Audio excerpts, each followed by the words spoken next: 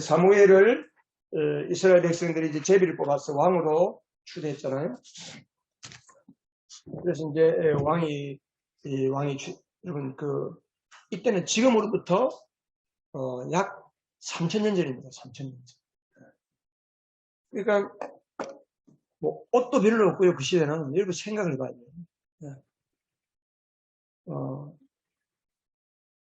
그러니까 석기 시대, 석기 시대에서 지나서 철기 시대.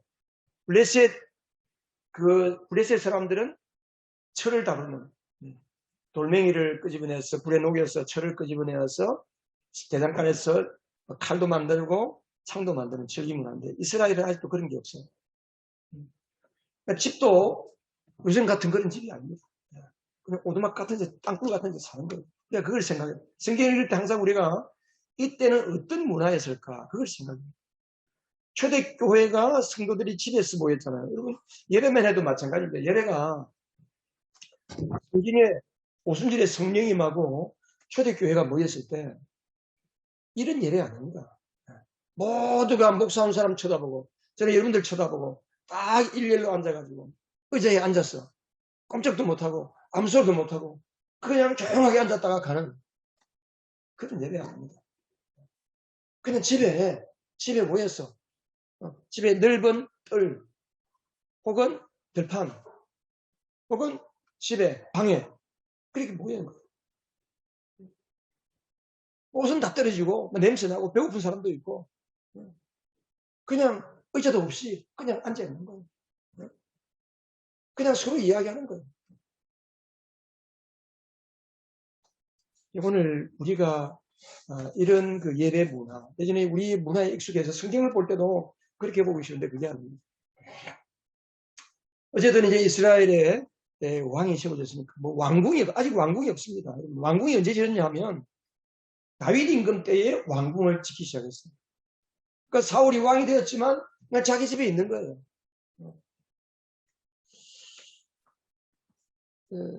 그런데 이제 우리가 지난주에 10장을 봤는데 11장에 보면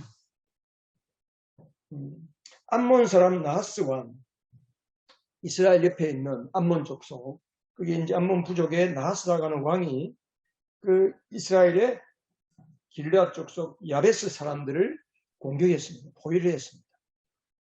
그래서 그 사람들이 죽지 않으려고 우리가 항복합니다. 그랬어요. 그러니까 너희들 항복하려면 모두가 다 오른쪽 눈을 다 뽑아야 된다. 얼마나 끔찍해요. 그래서 사람들이 우리에게 일주일만 말미를 주세요. 그리고 이제 사울에게 갔어요. 이야기를 합니다. 그때 사울에게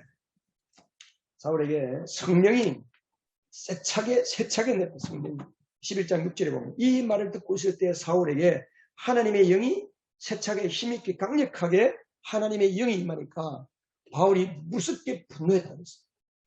그러면서 2마리 소를 잡아다가 조각을 내어서 각 이스라엘 12지파에게 보냈어요. 지금 이스라엘은 이렇게 지파별로 지역이 나눠져 있잖아요. 지파별로 사는 거예요. 무슨 일이 있으면 그 지파에서 또 같이 모여가지고 또 무슨 일을 하고 그렇게 하는 거예요. 그래서 누구든지 사울과 나와 사무엘을 따르지 않는 사람은 이 소가 쪼개진 것처럼 쪼개질 것이다. 얼마나 겁이 나요. 다 모였어요. 모으고 보니까 30만 명이었어요. 그래서 사울이 그 군대를 거느리고 나갔는데 하나님께서 그 암몬 족속을 다 무찌도록 그렇게 하셨어요. 그래서 승리를 했습니다. 그리고 이제 그러면서 사울이 승리를 하니까 그 사울이 왕이 된 것에 대해서 비아냥거리던 사람들이 있잖아요. 아이고 저까지 게 왕이 되어서 뭘 하겠나 그랬던 사람들이 있거든요. 그러니까 사람들이 누가 그러냐 다 데리고 나오고 우리가 가만히 있지 않겠다 다 죽여버리겠다 했어요. 그러니까 사울이 그러지 마라. 그리고 이제 사무엘이 그 사울을 데리고 길갈로 가서 하나님의 성전에서 이제 화목 제사를 드리고 정식으로 왕위 즉위식을 하고 왕이 정식으로 하나님 앞에서 이제 기름 부음 받은 정식으로 왕이 되었어요. 그리고 즉위식을 마치고 12장에서 사무엘이 은퇴 설교를 합니다. 이제 나는 뒤로 사라집니다. 사울이 나의 역할을 대신합니다. 하나님께서 나 대신에 이제 사울을 세웠습니다. 그러면서 사무엘이 은퇴 설교를 하는데 핵심은 두 가지예요.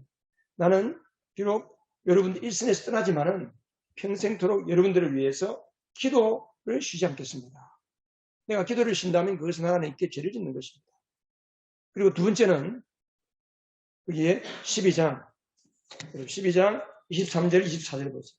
12장 24절에 보면 같이 한번 읽어보겠습니다. 사무엘상 12장 24절. 당신들은 주님만을 두려워하며 마음을 다 바쳐서 진실하게 그분만을 섬기십시오. 주님께서 당신들을 생각하시고 얼마나 놀라운 일들을 하시는가를 기억하십시오. 자, 여기 보면 하나님을 두려워해라. 그리고 하나님께서 여러분들에게 행하신 것들을 반드시 잊어버리지 말고 기억해라. 성경에 기억하라. 6월절 기억하라. 예수님께서도 그 빵과 포도주 잔을 주시면서 나를 기억하라. 여러분, 신앙은 하나님이 나에게 주신 은혜를 기억하는 것을 주로 은혜 주신 것을 잊어버리는 순간 우리는 내 마음대로 삽니다. 하나님의 은혜를 잊어버리는 순간 우리는 교만하게 됩니다. 사울이 이 하나님이 주신 이 은혜를 잊어버린 거예요. 사무엘상 우리가 10장에서 봤나요? 에벤에셀 전쟁에서 하나님 앞에 회개하고 모여서 이스라엘 백성들이 하나님께 우리가 잘못했습니다 하고 예배하는데 블레셋이 쳐들어왔을 때 하나님이 어떻게 물리셨나요? 천둥 번개를 쳐가지고 그저께 천둥 번개가 쳤는데 그런데 어디 떨어졌다면서요? 어디 회사 전자회사 서비스센터 앞에 전주에 떨어져가지고 토요일 날 이렇게 업무를 못 한다고 어떻더라고요. 천둥 번개를 그냥 치는 게 아니고 막 따다다다 하고 치고서요. 우리 어릴 때 천둥 번개 치면 무서워서 다 이불 속에 숨었잖아. 우리 어릴 때 하는 이야기가 죄 지은 사람은 번개 맞는다. 그걸 말이죠. 그러니까 블레셋 사람들 얼마나 놀랐겠어. 다 하나님이 그렇게 이기게 해주시는 거예요. 이제 그런 것들을 잊지 말라는 거예요.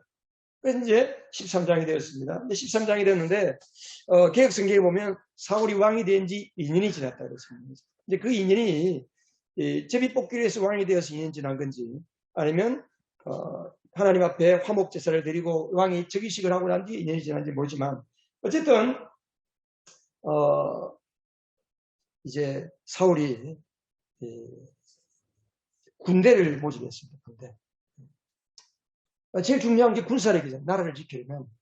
그래서 나라 전체에서 3,000명의 군사를 뽑았습니다. 2,000명은 왕을 지키는 친위 부대로 만들고 1,000명은 자기 아들 요나단. 이 요나단은요 아직 10대입니다. 10대. 15살. 우리 용근이 그 정도밖에 안 된다. 정신 차려. 요나단은 군대를 지휘한 지휘관이었다고. 권설이도 마찬가지. 그러니까 근데 요나단은 믿음이 좋았어요. 얼마나 믿음이 좋았는지 1,000명을 자기가 데리고 국경 있는 쪽으로 가는데 거기에 블레셋 국경 수비대를 공격을 해가지고 그 블레셋 군사들을 쳐서 이겼어요. 이 블레셋이 이 소식을 들으니까 얼마나 열받아. 이놈들이 봐라. 사울이 왕이 되었다고. 그러면서 블레셋 사람들이 바다에 모래알처럼 새카맣게 몰려오는 거예요. 그 군사들이 얼마나 됐는가 보면 전차부대. 여러분 블레셋은 척이 문화가 있으니까 전차부대가 있죠. 오늘날 말하면 전차부대. 탱크를 모고 가다 탱크. 전차부대. 그리고 기마부대. 전차부대가 얼마요? 3만. 전차부대가 3만. 그리고 기마부대 말 타고 전쟁하는 칼 들고 말 타고 전쟁하는 사람들이 6천. 그리고 보병은 바닷가에 모래알처럼 셀 수 없이 막 이렇게 중무장을 하고 이스라엘에게 이놈들 한번 맛봐라. 어디 감히 우리를 건드리냐고 이거 쳐들어왔단 말이에요. 여러분, 이스라엘 사람들은 무기가 뭘까요? 한번 생각해서 뭐 들고 나왔을 것 같아요? 네? 창? 칼로 된, 쇠로 된 창? 칼이, 쇠, 철기 문화가 없는데. 거기 보면, 꽃갱이나 낫을 이렇게 갈로 만들러 가려면 블레셋 사람들한테 가서 만들었어요.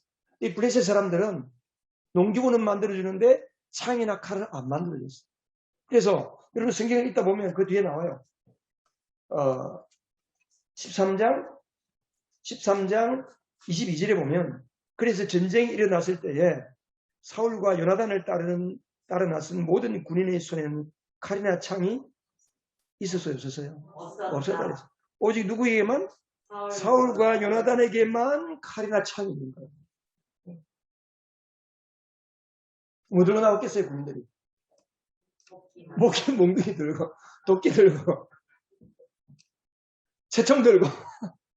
그리고 물매돌, 이렇게 돌멩이 끼워서. 우리나라는 채총인데 그쪽이 물매. 뭐 이런 거 들고 나오는 거예요. 전쟁이 되겠어요, 이게? 게임이 안 되는 거예요, 게임이. 고이망한 정찰 좁혀. 군사들이 새카맣게 몰려오는 그 블레셋 사람들을 보니까 벌벌벌벌 터는 거. 다 돌아가. 바위 틈에 숨고 굴 속에 들어가고 심지어 우물 속에 웅덩이 속에 숨고 어떤 사람들 아예 강을 건너가지고 저쪽 편으로 건너가 버렸어. 그래서 거기 보면 그 사울에게 남아있는 군인들의 수가 600명밖에 안 돼. 600명. 다 도망가 버렸어. 여러분이라면 이럴 때, 여러분이 왕이라면 이럴 때 어떻게 하시겠어요? 우리 용건이가 왕이라면 어떻게 하겠어요? 우리 원석이가 왕이라면. 여러분이 왕이라면 어떻게 하시겠습니까? 한번 생각해 보세요. 자,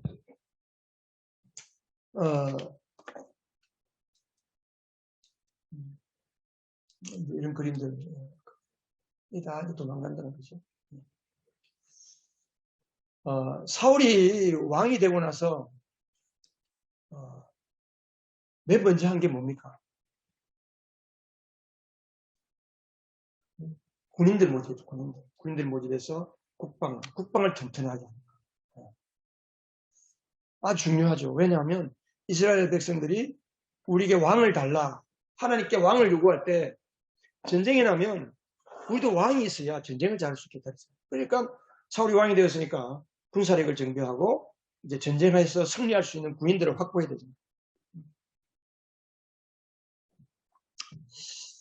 여러분을 하나님께서 왕으로 세우셨다. 그러면 여러분은 제일 먼저 뭐 하시겠습니까?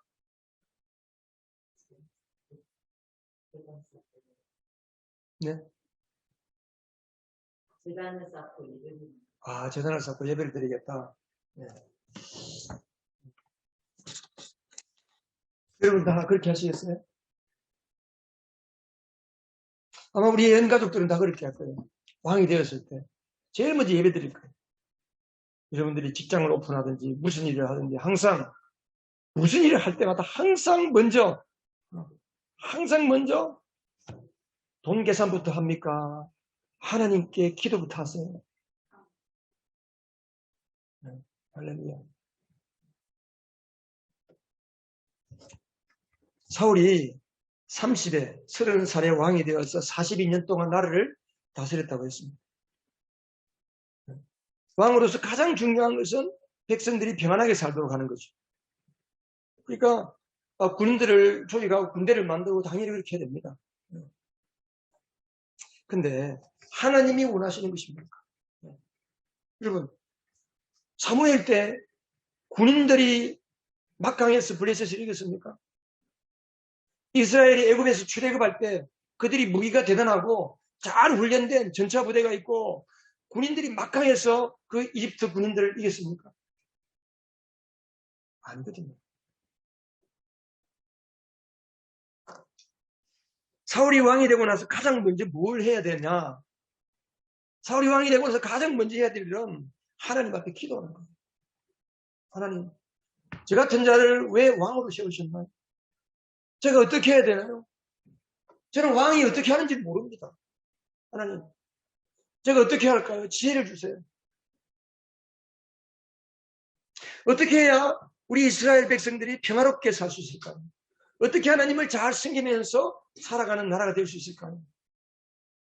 그것을 위해서 기도해야 되지 않겠어요? 근데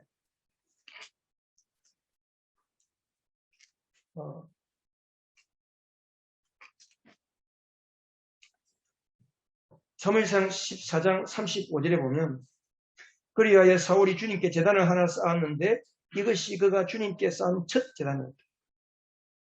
왕이 되고 나서 전쟁하고 나서 처음으로 왕을 제단을 쌓았다는 거예요. 사울도 왕이 되고 나서 한 40년, 다윗도 40년, 솔로몬도 40년. 여러분 사무엘 상하에는 이렇게 이제 세 왕들의 이야기가 나옵니다. 사무엘 상에는 사무엘 선지자, 그 다음에 이제 사울 왕 다윗이 나오고, 사무엘 하에도 다윗, 솔로몬 이야기 조금 나오고, 열왕기상 넘어가면 이제 솔로몬 이야기 나오는데, 이 세 왕들이 다 공통적으로 한 40년씩 나라를 다스렸어요.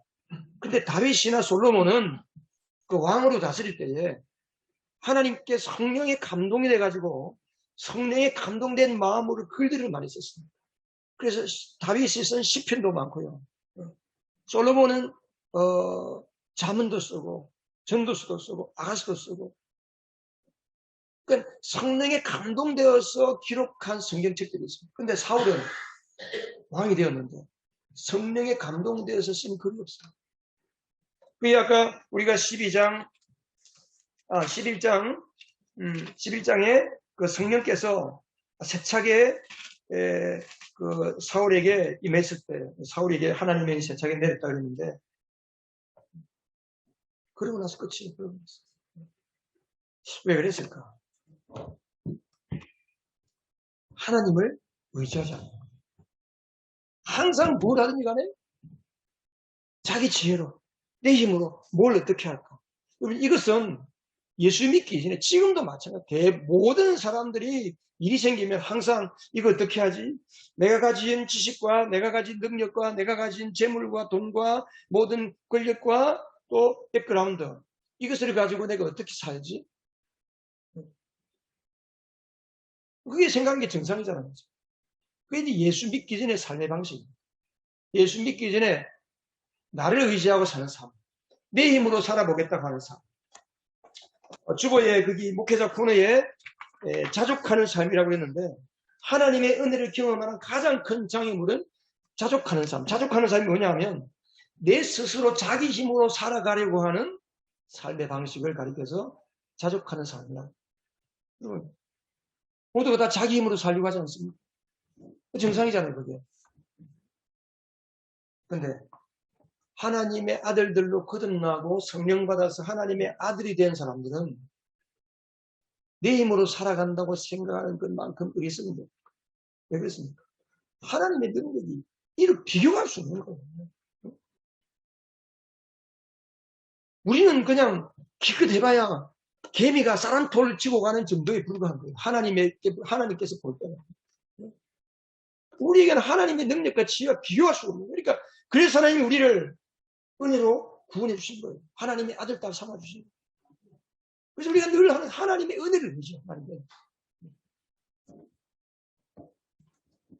여러분 어떠세요? 무슨 일을 하든지 항상 먼저 하나님을 찾고 계십니까? 예수 믿는 것은 그런 거예요. 예수 믿는 것은. 한번 따라해 보십시다. 믿음은 하나님을 먼저 찾는 것이다. 믿음은 하나님을 먼저 찾는 것이다. 믿음이라는 것은 하나님을 먼저 찾는 거예요. 그동안에는 내 지혜, 내 생각, 내 방식, 이 일을 위해서 내가 누구에게 도움을 구할까?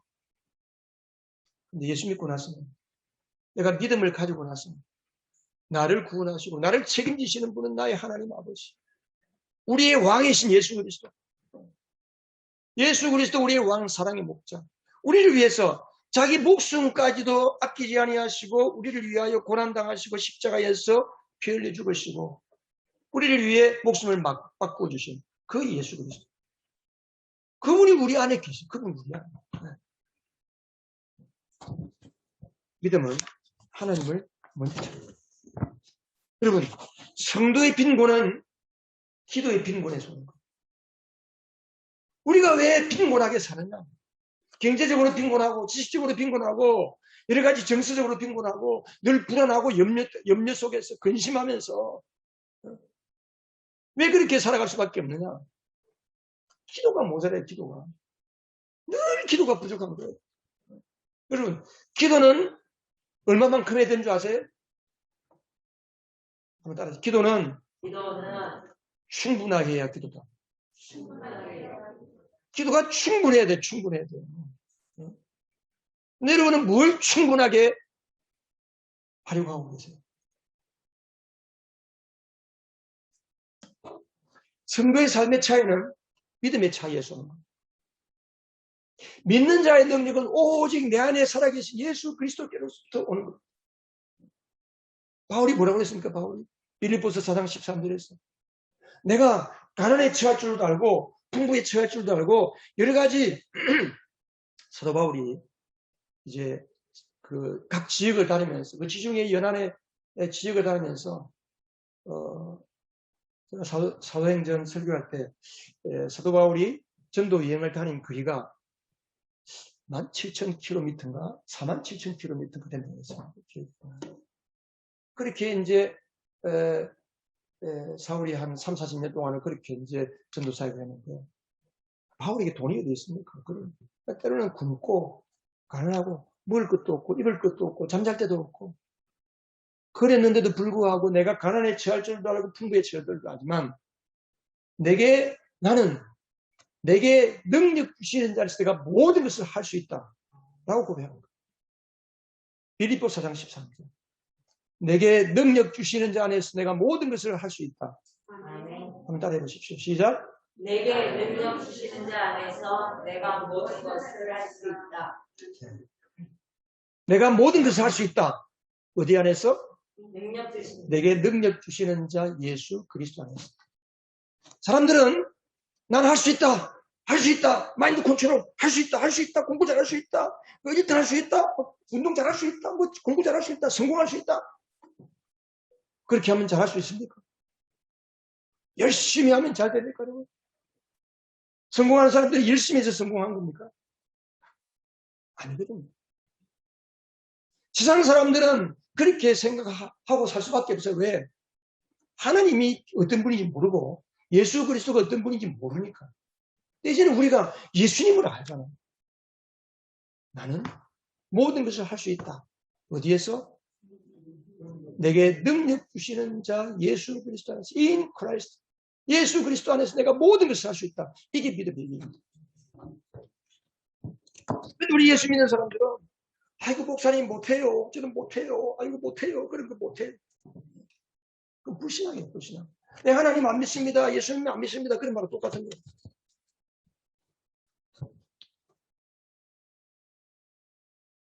아까 우리가 불렀던 찬송가 585장 내 주는 강한 성이요 방패와 병기 되시니 오직 예수 그리스도 우리의 사령관은 예수 그리스도입니다. 예수 그리스도.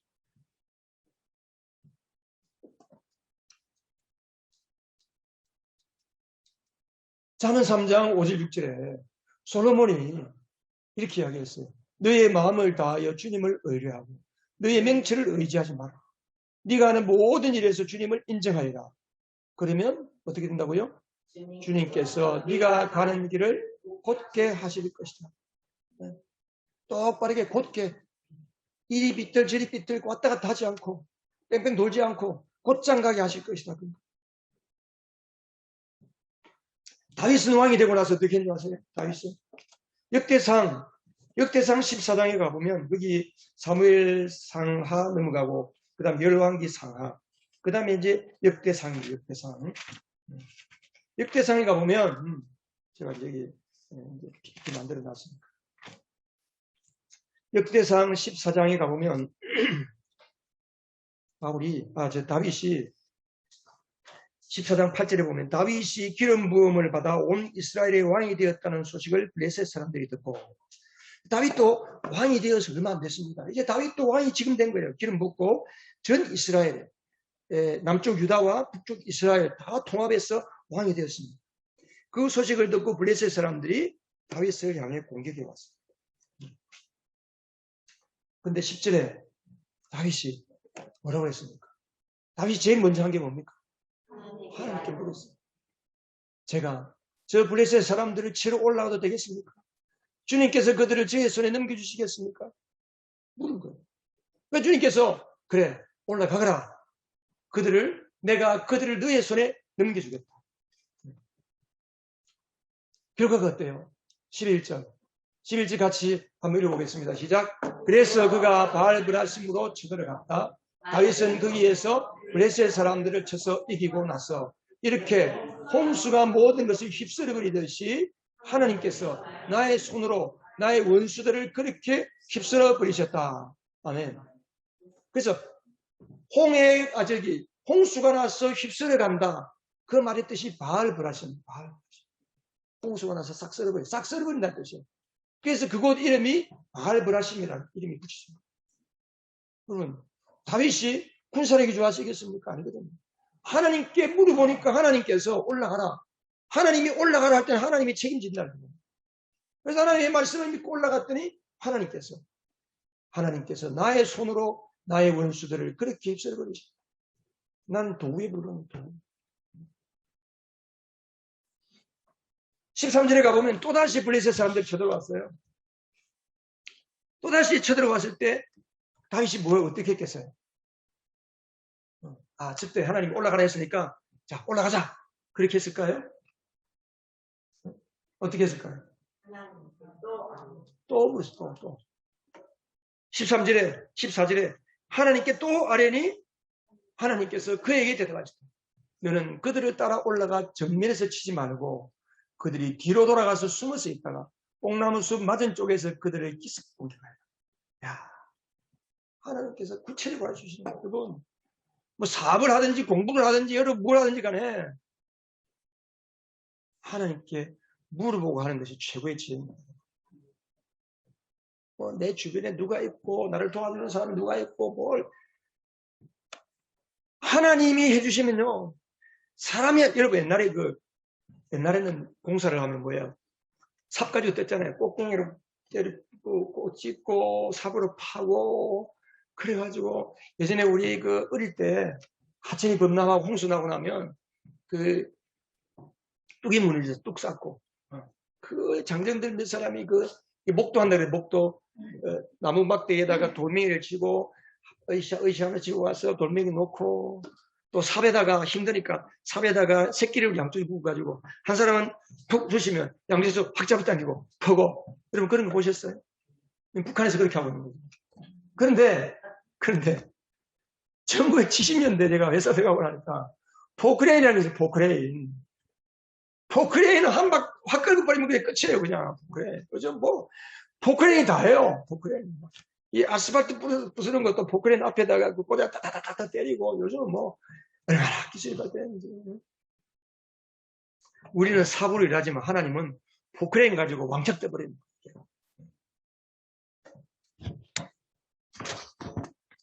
믿음은 뭐라고요?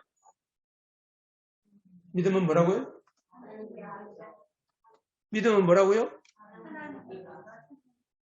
이걸 기억해야 우리가 믿음을 살 거 아니에요. 믿음은 뭐라고요? 믿음은 하나님을 먼저 찾는 것이다. 적으세요. 모르면 적으세요. 어려워요, 그거. 외우면 되지. 딱 어려운데, 그거 쉬운데. 우리 용건이 한번 이야기해봐. 믿음은 뭐라고? 그걸 또 보고 해, 그거. 우리 기영만 주사님, 믿음은 뭐라고요? 아멘. 머릿속에 탁집 넣고서 들을 때 탁집은 이게 기록해가지고 일주일 내내 보십니까? 감사하거든.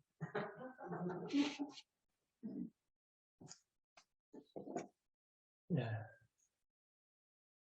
예수님은 뭐라고 했습니까? 예수님 요한복음 5장 19절에서 한번 찾아보세요. 요한복음 5장 19절. 여러분 성경책을 참 PPT가 어떤 거는 좋지만 어떤 건 안 좋습니다. 이렇게 늘 다 찾아주니까 여러분 성경책이 깨끗해요. 자꾸 성경책에 내 손때가 묻어요. 손때. 요한복음 5장 19절. 요한복음은 신약 성경입니다. 5장 19절에 보면 예수님께서 뭐라고 했냐면 예수께서 그들에게 말씀하셨다. 내가 진정으로 너희에게 말한다. 아들은 아버지께서 하시는 것을 보는 대로 따라할 뿐이요. 아무것도 마음대로 할 수 없다. 아버지께서 하시는 일을 무엇이든지 아들도 그대로 한다. 20절에 아버지께서는 아들을 사랑하셔서 하시는 일을 모두 아들에게 보여주시기 때문이다. 그 예수님은 항상 기도했어요. 기도. 밤마다 기도하고 아침마다 기도하고. 왜 기도했냐?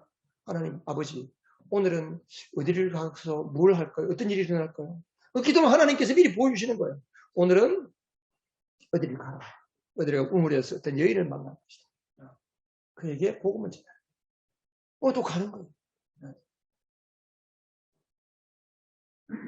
구약시대에는 사울에게 하나님께 구약시대는 특별한 사람들에게 특별할 때만 성령을 내리시고 마음속에 들어가지도 않아요. 성령이 바깥에서 그들을 감사하시고 감동해가지고 성령께서 원하시는 대로 행하게 해주십니다. 근데 그것을 순종하는 사람에게는 역사가 일어나지만 순종하지 않는 사람은 역사가 일어나지 않잖아요. 오늘날 예수 믿는 사람들에게는 지난주에도 제가 이야기했잖아요. 성령은 두 가지로 일하신다고. 하나는 어떻게 일하신다고 그랬죠? 밖에서 성령이 내 바깥에서 일하시는 거예요. 바깥에서 깨닫게 하시고 오늘 설교 드릴 때 목사님을 통해서 성령께서 여러분들에게 모르는 것을 깨닫게 하시고 주보에 나와 있습니다. 주보에 목회자 코너 옆에 보면 가족 목장을 위한 나눔. 오늘 예배나 설교에서 왠지 마음에 감동이 되고 마음이 막 감동으로 다가오는 이런 거 다 성령이 하시는 거거든요. 또 몰랐는데 저렇구나 말씀이 이렇구나 하나님 이런 분이구나 몰랐는데 깨닫게 하시는 거거든요. 그리고 평소 알고 있었지만 오늘 말씀을 듣다 보니까 그것이 자기에게 새롭게 다가와요. 나에게 그게 이거구나. 하나님께서 목사님을 통해서 설교하실 때 목사님은 아로 설교하는데 나에게는 어로 들리는 거예요. 내 삶의 이 부분이구나. 이게 하나님이 원하시는 거구나. 깨달아지는 거예요. 그게 다 밖에서 성령께서 일하시는 거예요. 근데 성령으로 거듭난 사람은 성령 받은 사람은 그 속에 성령이 계시는 사람은 그 안에서 살아가는 동안에 뭘 하든지 간에 물어보면 하나님이 말씀하는 거예요. 왼쪽으로 갈까요? 오른쪽으로. 하나님 이거 할까요? 그거 해. 그 사람을 좀 도와주라. 뭐 해라. 성령이 우리에게 말씀하시는 거예요. 근데 우리가 이걸 따라 사는 게 익숙하지. 이게 예수를 믿고 나서도 하나님의 음성 따라 사는 것을 몰라가지고 그렇게 못 사는 거예요. 성령이 말씀하는 건지를 몰라 아예. 기도를 안 하니까. 충분한 기도를 하다 보면 여러분 기도는 내 하고 싶은 것을 말하는 게 아니고 기도는 더 엄밀하게 말하면 하나님께 듣는 겁니다. 물어봐야 돼요. 기도가 어느 정도 성숙하게 되면 하나님께 물어봅니다. 뭘 물어봐야 될까요? 어떤 걸 물어봐야 돼요? 온갖 거 다 물어보세요. 우리 주부들 반찬, 밥 준비, 식사 준비 힘들잖아요. 주님 오늘 저녁에는 반찬을 뭘 할까요? 물어보세요. 뭐라 말씀하세요? 하다못해 세세하게 그런까지도 물어보면 주님께서 우리 안에 말씀해 주십니다. 우리 이제 예수 믿는 게 좋은 게 구약과 신약은 엄청나게 가장 큰 차이가 뭐냐면 구약 시대의 성도들은 성령이 안 계셔서 그러네. 그래서 늘 제사장님 찾아가고 선지자 이야기 듣고 그걸 했어요. 그런데 신약의 성도들은 사실은 목사가 필요 없어요. 초대교회 사도행전에는요. 한 지역에 가서 한 두세 달 정도 복음을 전하면 그곳에 그냥 어느 집에서 모이기 시작하고 몇몇 집에서 그냥 교회로 모이기 시작하면 그리고 바로 또 떠납니다. 또 다른 지역으로 가요. 또 다른 지역으로 가요. 한 두세 달, 서너 달 길어야 2년, 1년 반. 고린도에서 1년 반, 2년. 에베소에서 약 2, 3년. 그 외에는 그냥 몇 달 있는 거예요. 그리고 그냥 교회가 세워지면 떠나는 거예요. 그들에게 성경책이 있어요? 뭐가 있어요? 없어요. 누가 설교를 어떻게 합니까? 그런데 요한 1서에 보면 성령께서 가르쳐주신다고 성령께서. 거듭나고 나면 우리 안에 하나님의 예수님의 영이 들어오시기 때문에 우리가 예수님의 십자가, 그래서 예수 믿을 때 가장 중요한 것이 뭐냐면 예수님이 고난받으신 것 나를 위해 받으신 것, 예수님이 십자가에 죽으신 것 나를 위해 죽으셨고, 예수님이 사흘 만에 부활하신 것 나를 위해서 부활하셨구나. 그 부활하신 예수님이 내 안에 들어와 계신 거예요. 여러분, 그래서 예수 한 분이면 족하다 그랬잖아요. 예수 한 분이면 족합니다, 여러분. 더군다나 오늘 나는 성령체이기 때문에 성령체. 그래서 저도 그렇게 할까 싶어요. 여러분 집에 우리 창원에서 조카가 왔는데 창원의 조카, 우리 조카 집이 교회가 됐거든요. 거기서 그냥 주중에 친구들끼리 예배를 드리고 교회가 되는 거예요. 그래서 성경에 보면 바울이 교회들을 모아서 말씀을 전했다는 말이 있어요. 교회들을 모았다. 교회들을 모았다. 가정이 교회예요. 내 가정에서 내 주변에 있는 사람들, 우리 집에 일하는 사람들, 내하고 관계된 직원들 같이 예배드리고 10명, 20명. 그럼 또 이제 바울이 올 때쯤 되면 그 지역에 있는 교회들이 다 모여서 또 바울이 예배를 드리고. 그게 교회예요. 그게 진짜 교회예요. 이렇게 건물 딱 짓고 에어컨 틀고 PPT 틀고 뭐 다 찬양 틀고 약 300 AD 300년 350년쯤 지나기 시작하면서부터 이제 교회가 형태가 변형이 되고, 네, 로마의 국교가 되니까 교회가 국교가 되어서 모든 그 콘스탄틴 대제가 성당을 지어놓고 모든 예배를, 모든 교회 기독교 일을 성당 건물 안에서 하라고 했습니다. 그래서 이 건물 안에 같이 뿌린 거예요. 이때부터 비교되죠.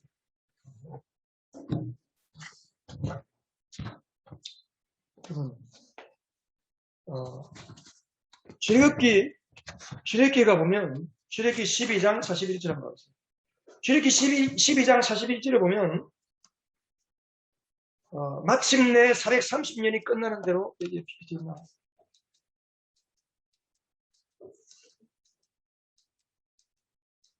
여기 나오네요. 자, 출애굽기 12장 41절 같이 한번 읽어보겠습니다. 마침내 430년이 끝나는 바로 그날 주님의 모든 군대가 이집트 땅에서 나왔다. 여러분, 이스라엘 백성들이 430년 동안 이집트 바로 왕 밑에 파라오 왕 밑에서 종살이 했잖아요. 근데 430년이 끝나고 이제 드디어 영광의 탈출, 엑소스, 출애굽을 하는 그날 하나님께서 뭐라고 했어요? 드디어 주님의 모든 군대가 이집트 땅에서 나왔다는 거예요. 주님의 모든 군대. 아니 그들이 무슨 군대예요? 오합지졸이지. 전쟁도 할 줄도 모르고 전부 종살이 하다가 그냥 시키는 것만 하는 종살이. 배고프고 굶주리고 헐벗고 못 사는 그런 사람들입니다. 하나님은 애굽에서부터 건져내는 그 순간, 영적으로 말하면 애굽에서 건져낸다는 소리가 구원받는 거예요. 내가 구원받으면 즉시로 뭐가 되는 거예요? 하나님의 군대가 되는 거예요. 하나님의 군대. 내가 성령으로 거듭나면 우리는 주님의 군대인 것입니다. 왜? 우리 안에 총사령관 대신 예수 그리스도가 계시니까. 모든 세상의 권세와 영광과 지혜와 재물과 모든 권력을, 모든 것을 좌지우지하고 주무리고 계시는 그 예수 그리스도, 만왕의 주 예수 그리스도. 그래서 빌립보서에서 바울은 예수 그리스도께서 십자가에 죽으시고 부활하심을 통해서 예수님께서 그를 어떻게 하셨다고 했어요? 빌립보 2장에 가보면, 그러므로 하나님께서는 그를 지극히 높이시고 모든 이름에 뛰어난 이름을 그에게 주셨습니다. 그리하여 하늘과 땅 위와 땅 아래에 있는 모든 것들이 예수의 이름 앞에 무릎을 꿇고 모두가 예수 그리스도는 주님이라고 고백하며 만왕의 왕이라고 고백하게 하십니다. 그 만왕의 왕이신 예수 그리스도가 피 흘리시고 고난당하신 건 나를 위해, 피 흘리고 죽으신 건 나를 위해, 내가 고난당하고 내가 인간관계가 안 좋고 부부싸움하고 가정이 어렵고 내가 경제적으로 고난당하고 힘든 거, 그것을 위해 주님이 고난당하셨구나. 내가 죽을 수밖에 없고 지옥 들어갈 수밖에 없고 그런 엄청난 내가 기억에 나는 내 마음에 생각나는 그 어마어마한 모든 죄를 내가 어떻게 다 감당할까? 그런데 그 죄를 위하여 내 대신에 주님이 죽으셨구나. 그리고 내가 더 이상 죄 종살이 하지 않고 마귀의 종살이 하지 않고 이제는 하나님의 아들로서 살아갈 수 있도록 그것을 위해서 예수님께서 부활하셨구나. 그 예수 그리스도를 내 마음에 영접하고 그게 내가 영접한다고 되는 게 아니고 성령께서 어느 날 그게 믿어지는 거죠. 그게 믿기게 되는 거예요. 그게 믿어질 때에 내 안에 성령이 들어오시고 그래서 예수님 한 분이면 다 되는 거예요. 우리가 군대가 되는 거예요. 다윗이 여러분 이스라엘이 홍해를 애굽에서 탈출해가지고 탈출해서 홍해 바다 앞에 왔잖아요. 그들이 무기가 있어서 그 이집트 군인들을 이겼습니까? 아니잖아요. 뒤쪽 저는 막강한 전차 부대 하나님께서 홍해를 싹 갈라뜨리더니 이스라엘 백성들을 다 건너게 하고 그 다음에는 뒤따라오는 이집트 군사들이 다 들어가서 물속에 장사 지내시고 이게 하나님의 군대 전쟁 방법입니다. 여러분 우리는 하나님의 군대입니다. 옆 사람에게 이야기했어요. 당신은 하나님의 군사입니다. 우리는 하나님의 군대입니다. 하나님의 군대는 무기가 뭘까요? 무기가 하나님의 군대의 무기는 오직 예수 그리스도 믿음 하나. 그래서 우리가 말씀 읽고 기도하는 그 믿음 하나님 나에게 믿음을 더하여 주세요. 믿음을 더하여 주세요. 예수님께서 교회를 세우실 때 마태복음 16장 18절 그게 보면 예수님께서 베드로에게 내가 내 교회를 세우겠다고 최초로 교회를 세운다는 약속을 하셨을 때 19절에서 뭐라고 했냐면요.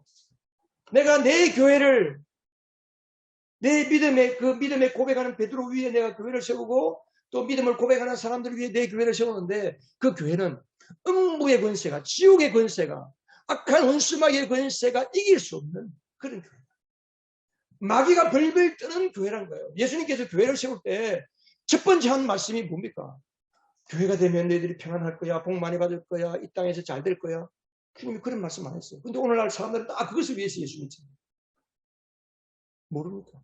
근데 예수님은 교회를 세우신다고 할 때 제일 먼저 하신 말씀이 그 교회는 내 교회는 음부의 권세가 지옥의 권세가 사탄의 세력이 감히 흔들 수 없다.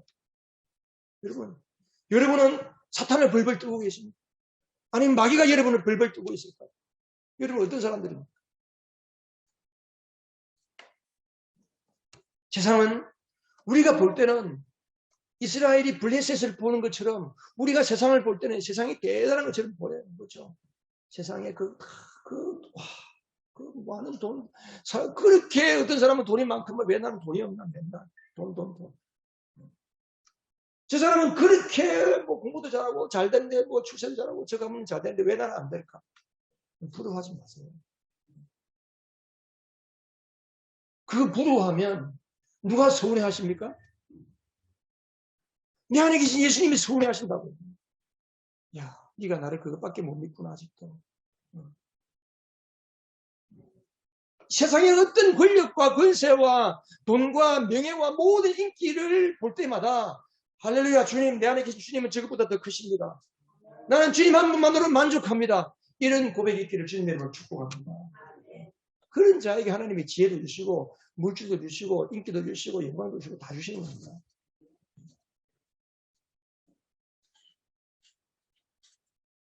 여러분 힘이 안 납니까? 저는 예수님만 생각하면 막 감격스러워요. 힘이 나요. 오늘 예배 나갈 때 그냥 가시면 안 돼. 막 기뻐가지고 감격해서. 그래서 초대교회 성도들은 그들이 모일 장소도 없어요. 모일 장소가 없으니까 성전 저 뒤에 그늘진 데 위에 지붕이 있고 칸막이 없는 그런 곳에 그냥 한 2, 3천 명씩 모여가지고 매일 말씀도 듣고 그리고 이제 집에 돌아가는 거예요. 그냥 집에 안 돌아갑니다. 돌아가다가 3, 3, 5 또 몇 명씩 묵기가 또 그 집에 가가지고 또 은혜를 나누고 내가 구원받은 은혜 한 주간 동안 살면서 하나님이 나에게 주신 은혜를 또 나누고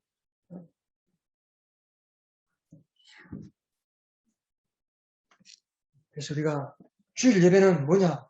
주일 예배는 하나님이 나에게 주신 어마어마한 하늘나라의 능력과 권세를 확인하면서 감격하고 찬양하는 축제, 출정식. 뭐예요? 출정식. 이번 한 주간도 예수님 때문에 내가 승리할 수 있습니다. 할렐루야, 감사합니다. 주님. 그러면서 찬양하고 나가는 출정식이라는 거예요. 좀 얼굴 한번 펴보세요. 얼굴 한번 펴보세요. 이게 좀 웃고, 그래서 여러분, 얼굴 환해져가지고 직장도 나가고 집에 들어가 보세요. 저 사람 교회 갔다 오더니 누가 금덩어리 하나 쭉 왔나, 왜 저러지? 금보다 더 귀한 예수가 위 안에 있는데, 그죠? 출정식하고 하는 거예요. 세상 부러워하지 마세요. 세상 부러워하지 마세요.